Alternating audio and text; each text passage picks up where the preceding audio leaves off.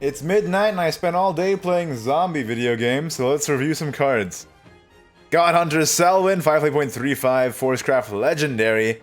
Accelerate 2, deal 2 damage to an enemy follower. Ward, Fanfare, deal 4 damage to an enemy follower if at least 2 other cards were played this turn. Then deal 2 damage to all enemy followers if at least 4 other cards were played this turn. I think this last condition is a bit tough to pull off, but the other two are pretty alright. And it's a versatile card that can act as early removal or as a mid-game body with Ward, or as a mid to late game removal option. So not too bad, but I don't think it's necessarily excelling in any of its roles, but it's just one of those things that it's pretty alright in any of them. So maybe something in a flex slot kind of situation. Not sure if it's going to make its way into super optimized lists, but not bad, not too shabby. I just really like the versatility of the Accelerate too. So I think people are underestimating Godhunter Selwyn. Burgeoning Genius, 4 point, silver spell for Runecraft Mysteria. Recover 1 evolution point, summon a Guardian Golem if there are 20 cards or less in your deck. See, this card I would say is bad, but Fate's Hand got reprinted, so it's good. Runecraft has got their most powerful card draw option back, so cards like Burgeoning Genius have a lot more chance to see play now. Bashful Al-mi'raj, Havencraft's 3.23 bronze follower, Fanfare, enhance 5, gain +2/+0, and gain ambush until the end of your opponent's turn. At the end of your turn, restore 2 defense to this follower. Ah, so it's more. I think go Shrine support. Play this on 3, and then you can play go Shrine on 4. Great. It's pretty good. It's pretty good, but I'm unhappy about it. Girtablilu, Bloodcraft Gold, 3.23 again. Fanfare enhance 9. If your leader has 19 defense or less, this follower becomes. This follower's attack and defense become X. X is -20. Your leader's defense. Man, I am having a stroke. X equals 20 minus your leader's defense. Evolve gain storm if your leader has 2 defense or less. That's a finisher, right? If you have 2 defense or less and you evolve this, that's 20 damage out of this guy. So it's kind of hard to set up. I think this is kind of like a meme card. I don't think it's gonna be super good because on one hand it's either just like a really big beat stick when you're already far behind on board that isn't really what you want to be doing, or a finisher that's really hard to set up. But I think it's a really cool effect, if nothing else. De La Fille, Gem Princess, Havencraft Legendary, 6.45. Ward, Fanfare, give your leader the following effect at the end of your turn, restore 1 defense to all allies. Not sackable. Okay. Oh, this is not okay. This is like way too good in a meta where Tenko's Shrine is prospering. This card is insane. Yeah. I'm pretty sure this is going to be run in Tenko Shrine list, and I'm pretty sure Tenko Shrine is going to be good next expansion, so this makes me unhappy. That's a bit too good, I think, for the archetype that's already been doing really, really well. Vera has been announced for Bloodcraft Leader, by the way. Zooey, Arbiter of the Skies, Dragoncraft Legendary, 11 playpoint 7/6. Accelerate 1, draw a card, put a 10 playpoint 6/5 version of Zooey, Arbiter of the Skies without Accelerate into your deck. Storm, Fanfare, deal damage to your leader until the defense drops to 1. Your leader can't be damaged until the start of next turn. This is interesting, man. So it's like a mulligan, kinda, and it adds to your non-follower spell played when you accelerate 1. And then when you play it, it's not necessarily a finisher right on its own, but it makes you immune so that you can set up for a finisher on the next turn, so you're safe to Zooey and then Lindworm after, potentially. I think this card is alright. I don't think it's like necessarily a big superstar, but I think it's pretty good. And I like this effect a lot. Back in Hearthstone beta, I was a Freeze Mage main, so I do quite like Ice Block. It's a bit weird that they have this 11 play point stat line that is really hard to pull off, but one of the cards that can help you with that is Tail Swing, 5 play point bronze Dragoncraft spell. Randomly destroy one of the strongest enemy followers in play. Subtract 1 from the cost of a Dragoncraft card in your hand. Not bad, actually. Especially if Pommern is going to be a card that's played a lot, then I'm going to play Tail Swing or Divine Retry. So, not a bad option. I don't think it's super good, but it's a removal option that you can consider playing. Yeah, one of those things that you just sort of experiment with and see if it works out for you. I think it's a bit expensive for its effect, but works out alright. It's probably better stuff you could be playing at the slot, but you know, if you want to get your Zooey down to 10 to really play that for the 7/6 stat line, that might be something you might consider. I don't know, seems pretty niche, but I think it's an okay card overall, at least in a vacuum. But Dragon might have better options at 5 than this. Like, if you're not running Divine Retribution, then you're not running Tail Swing, right? But who knows what the next meta will bring. Vera Knight Fanatic, Bloodcraft Legendary, 2.22. Another 2.22 Legendary with some enhance or evolve effect that justifies its rarity, which I'm not too happy about, but evolve until the start of your next turn, give your leader the following effect. Your leader can't be damaged. This effect lasts until your follower leaves the area. Until the start of the next turn, subtract 2 from all damage dealt to this follower. So it becomes quite survivable as a 4/4, which is not bad at all. But it's kind of a really poor substitution for Mask of Black Death, which is rotating next expansion. You have to evolve this, and then even still, the effect can be played around by destroying Vera. Of course, Vera then becomes quite difficult to destroy, because you need to deal 6 damage in one go, or 4 damage twice, which is quite a lot actually.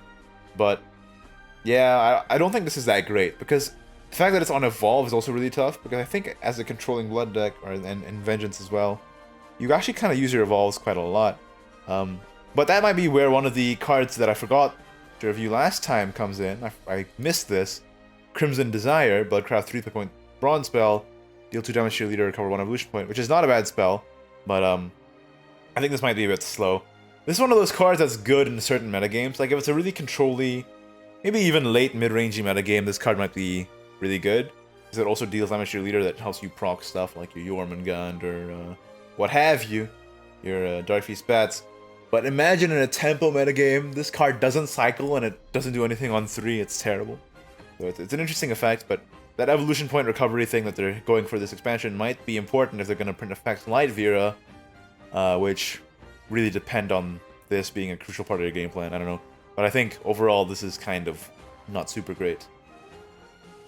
Cagliostro, Adorable Genius. I mean, Halo Golem is rotating out, so here's a Runecraft Gold, 4.43, summon an Earth Essence, enhance 8, recover 1 evolution point, and evolve Earthright, put an Ars Magna into your hand and recover 2 play points. So Ars Magna, deal 3 damage to an enemy, restore 3 defense to your leader. Yeah, so it is kind of like a rare Halo Golem, but again, you do need to spend an evolve on it, so I kind of like that they're making evolves matter here. And you can pay the extra 4 to recover 1 evolution point, but that seems like a little heavy for what this is doing. But I like the fact that you can just play this, even without an Earth Essence on board, evolve it, and then immediately deal the 3 and restore 3, with that enhance as well if you need to. So, I think this is a solid card overall. And I think if Dirt Rune is going to be a thing, this is going to have to be in that deck, because of the pretty devastating loss of Halo Golem, and the fact that this also gives you an Earth Essence right after Karl is really good as well. So, good card. There's the Ars Magna. Clarisse, Unpolished Mage, Runecraft Silver, 3.31. Fanfare, remove all effects on an enemy follower except changes to its attack or defense. Imagine comparing this to Sarunan. Like, if you compare this card to Sarunan, the cost is insane. So you pay 1 more for Clarisse. Let me see if I can find Sarunan here. But you pay 6 shadows for Sarunan. I don't know. The only thing is that Clarisse's stat line is way worse, right? But either way, I don't think either of these cards are probably going to see any play. I don't think that silence-esque effect is going to be too impactful. It just seems like you're paying too much in stats or too much in shadows for this kind of effect to matter. Hatchling, 2.22. If you have at least 7 play points, choose play this as a Whitescale or a Blackscale Dragon.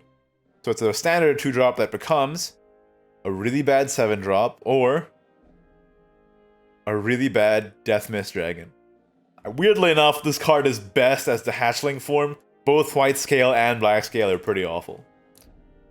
Abyss Summoner, 7.66 for Runecraft. If you have 20 cards or less in your deck, Fanfare, choose summon either an Eldritch Chimera or an Eldritch Demon. Again with this 20 cards or less thing, and again, I have to say, oh, whoops, I knocked into the mic there. I would say that this card would be bad if Runecraft wasn't getting Fate's Hand back. It is a bit of a weird fit for Runecraft, but honestly, like, drawing through your deck and then playing Abyss Summoner for either a 5/5 with Ward that can't be destroyed by spells and effects, or a 4/4 with Storm that restores 3 defense to itself, that's powerful! Alongside a 6/6 body as well, for 7 play points, right? And if you have that, this thing, then that kind of game plan gets a lot easier to pull off. So I think this card, if Fate's Hand wasn't there, this is one of those cards that I think would be very bad. But since Fate's Hand is there, I I'm starting to think that Runecraft will have a lot less difficulty getting to 20 cards or less, and this card becomes markedly better. Oh. Fille, Haven Leader, new Luna chapters, and Silva, the Portalcraft Leader. These were leaked by the Shadowverse, I think, German account by accident. But, well, they're officially announced now. Oh. Next batch here. Swordcraft Legendary Officer, Zeta, Crimson Lancer, 6.65. Okay, so it's a good stat line. With Rush. Okay. Whenever this follower attacks, put Beatrix Undying Blue into your hand if you don't have one yet. And, it's a 4-2 with Storm. Which, enhance 10, recover 6 play points, and can ignore ward. What? What? It's an on-curve Rush that gives you a Storm that's also insanely statted. Is this okay? It's such a boring card, but it's really good. It's really good. Runecraft Legendary though, Arulumaya, Mystic Seer, 6.55, Fanfare. Oh boy. Give your leader the following effect. At the end of your turn, if there are at least 6 cards in your hand, spell boost the cards in your hand. If there are 5 cards or less, draw until there are 6. Not stackable. Evolve, if there are at least 6 cards, spell boost. If there are 5 cards or less, draw until there are 6. This is really good, right? There's no downside. If you're a spell boost deck, and you have a ton of cards, spell boosts are free at the end of every turn. And if you're playing out all your cards because you're tempo-y spell boost, right? You're playing out your Wind Blast, your Chimeras, your Fiery Embraces.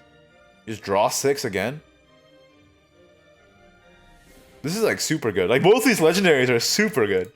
Damn, dude. That's amazing. There's no downside here. And the stat line is pretty good too. Myconid, 3.23 bronze for Forestcraft with Ambush.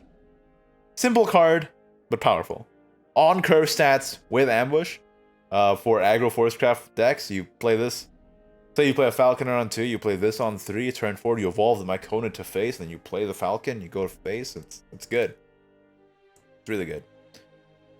Lowain of the Bro Family. Well, I have to run this card just because it says Bro Family in it, but it's a 3.22, which gives you an Elsum. And the Elsum is a 3.21 with Storm, which puts a Tomoe. So these two are actually okay. Like, this is kind of like a Kai'Sa already, giving you a Storm follower. It's a 3.22 that gives you a follower, and the follower is a 3.21 with Storm, which is not bad. This is the weak link here. Tomoe 3.13 with Rush is really, really bad, but it gives you this Human Pyramid Attack. 9.56 with Rush and Ward. Whenever this follower attacks, randomly give +1/+0 to all allied followers or restore 2 defense to your leader. It's a lot of build-up for a really weak payoff. It's Rush, Ward, but the stat line is so bad for 9. And the fact that it chooses +1, an offensive option, or restore 2 defense to your leader, a defensive option, at random, means that you can't really plan around this thing at all. And it gets really difficult to make any strategy revolving around Human Pyramid Attack. So I think these cards in general, the entire Bro Family package is quite poor. But it's a funny set of cards that I think is kind of like a joke card that you know, you might want to play around with. I just don't think the payoff is very good at all. Garuda, Ruler of Storms. 9.66 Havencraft Legendary. They're reprinting a lot of the... Not reprinting, sorry. They're making a lot of new versions of the old Rise of Bahamut leaders as legendaries this time. So they went from gold to legendaries already. Which is cool, I'm okay with it. Accelerate 1, subtract 1 from the countdown of an allied amulet. That seems pretty bad, actually. Fanfare, subtract 3 from the countdown of all allied amulets. Whenever an allied amulet is destroyed, deal 3 damage to the enemy leader. That's good! That's cool, man. So you can, like, amulet spam. It's a shame that Tarnished Grail is rotating out. So we won't have the clean turn 8 into turn 9 with Garuda anymore, but, yeah, you can play control-y, amulet-y with maybe the new Haven, Nemesis Purge or something like that. I think overall it's a pretty solid card that does a lot of damage. Like, if you have, like, 3 or more amulets on board by the time you play this thing down, that's a lot of damage. So you could probably build your deck around this kind of thing. So it's a build-around card. I think the Accelerate 1 is really weak, but, at least it's something you can do if you're really bricking. The other two, though... not the other two. The other effect here from the subtracting 3 from the countdown of all allied amulets. That's really good. And you know what? Even though the Accelerate 1 is weak, it's the flexibility of being able to have a 9-drop in your hand that you can cast for 1 if you're really in a tight spot. So that gets plus points regardless. I think this card is quite fun, and you'll probably see some decks that are built around this card because, you know, 4 amulets into Garuda is 12 damage already. Like, that's nothing to scoff at, right? So, plus you're popping them all as well, so that's insane tempo on that one turn. So, amulet-based deck with Garuda Ruler of Storms. Would not be surprised. That was a thing. Looks good. Basileus, Outworld Invader, Portalcraft 5/6 for 6 with Evolve, no stat gain, but banish all enemy followers with 3 defense or less. This is a really big boon to Puppet Portalcraft, because you can use the puppets to get them down to 3, and then evolve the Basileus, which is huge. So I think this is definitely a tool for Puppet Portalcraft. Not so Artifact, and whether or not it's actually good is kind of hard to say. It is an on-curve stat line for 6, which is not bad at all. But, yeah. This is kind of what Portalcraft needed, Puppets at least, to control the mid-game, to get to your Orcuses and stuff, so... I think this might be run, but the fact that it's sort of just a 5/6 vanilla, if you don't have an evolve point, is kind of rough fail state. But otherwise, this works really well with Puppets, and I'm going to try it out for sure. Whether or not it's actually good, we'll have to see, but I think it has potential. And Kidu, 5.44 with Ward for Portalcraft, Fanfare, put Gilgamesh into your hand if Resonance is active for you. I like the flavor, but I think this is not that great. It's a 4/4 with Ward that gives you was it an 8 play point 5/4 with Storm? I think this is a take 2 card more than anything. This doesn't really... I don't think this really fits into anything that Portalcraft really wants to be playing, and a 4/4 Ward for 5 that doesn't really impact the board the turn you play it is kind of a tall ask for a class that's all about maintaining its board state. And finally, Mystic Rune. If you have at least 5 play points, play this card as either an emergency summoning or a reactive barrier. Otherwise, it's a 1 play point Earth Sigil. For Runecraft, and emergency summoning, when your opponent plays a follower, destroy this amulet, summon a Guardian Golem and a Clay Golem. That's super cool. And that art too is creepy. Reactive Barrier, when your opponent plays a spell, destroy this amulet, draw 3 cards, and restore 3 defense to your leader. That is super cool. It's almost a way to have counterplay on your opponent's turn, but your opponent knows exactly what they're playing into. So you have to be tricky with it. You have to be able to like predict what your opponent wants to play on its next turn, so you can choose the proper option. In terms of what you get for 5, I think it's worth it, right? This, you got the Guardian Golem and the Clay Golem, which then you can kind of lead into with Grand Summoning if they don't break it. So you play this and then you Grand Summoning it, that's even better. So they play around it by not playing a follower, then you Grand Summoning and you have a full board of gigantic golems, which is insane. Or you play this and they have to not play a spell, then it's pretty easy to break it yourself by playing Levi after this. And if you're doing it that way, hopefully you've tempoed out a little bit before that turn, and you just draw 3 more cards and completely get back in defense total, and you're on the board, and you have more resources in hand, and you have more defense. So I think this card overall is really strong. And the fail state is that you get a 1 play point Earth Sigil, which is also good. So overall, really, really good card, and I love the design of this thing. It's a bit hard to play around though, because if you pop it, you give them stuff, and if you don't pop it, you give them stuff. So it's kind of rough, but regardless, it's super cool, and I love to see Runecraft going in this kind of direction. And I think that's it. There you have it. That's all the cards. 20 minutes. We did it, boys. I'm not gonna edit this again. I'm just gonna go to bed. It's 12:30 right now. Let me know what you thought of the cards. Was I right? Was I wrong? Like the video if you did. Don't if you didn't. Subscribe for more Shadowverse content in the very near future. And of course, thank you to my wonderful patrons. Patreon.com/Ignatius. If you'd like to support the channel as well, I'd highly appreciate it. Thank you so much for watching. I'll see you next time. Bye-bye.